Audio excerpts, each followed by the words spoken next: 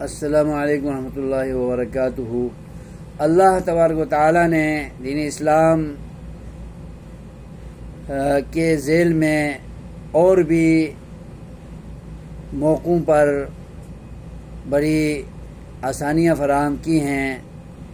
ایک انسان اگر تکلیف میں ہے، بیماری میں ہے، تنگی میں ہے اور طبیعت خراب ہو اور جسمانی طاقت جواب دے گئی ہو بیماری کی وجہ سے اور غنودگی کی وجہ سے، غفلت کی وجہ سے جسم کی توانائی کمزور ہو جائے کسی وقت، تو اللہ تبارک و تعالیٰ نے اور اللہ کے رسول نے نمازیوں کو کھڑے ہو کر نماز نہ پڑھنے کی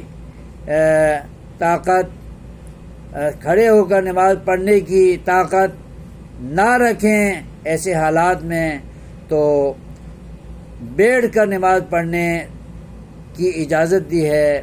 اور اگر بیٹھ کر بھی کوئی نہیں پڑھ سکتا تو پھر لیٹ کر بھی پڑھنے کی اجازت دی ہے، اور لیٹ کر اشارے کے ساتھ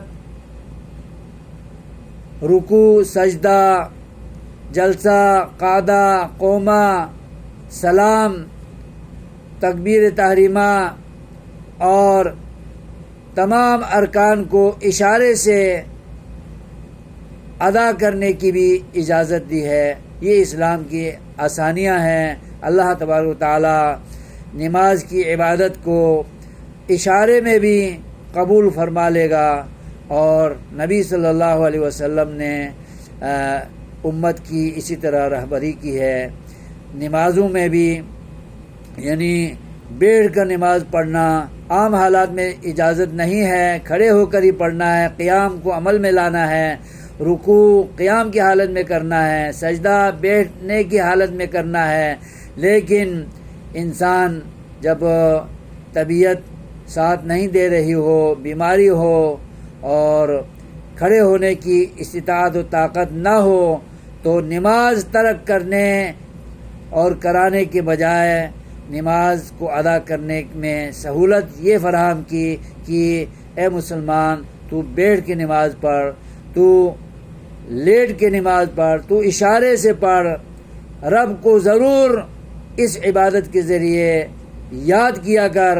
اللہ تبارک و تعالیٰ تیری عبادت کو، نماز کو، اس فرضیت کو، اس ذمہ داری کو اللہ تعالیٰ قبول کرے گا، اور اسلام کی آسانیوں کو جو ہمیں کتاب و سنت کی صورت میں ملی ہیں ان پر عمل پیرا ہو کر ادا کرنے کی کوشش کرنی چاہیے، تاکہ ہمارے اعمال ہر صورت میں قبول و منظور ہو۔ آمین یا رب العالمین۔ السلام علیکم ورحمۃ اللہ وبرکاتہ۔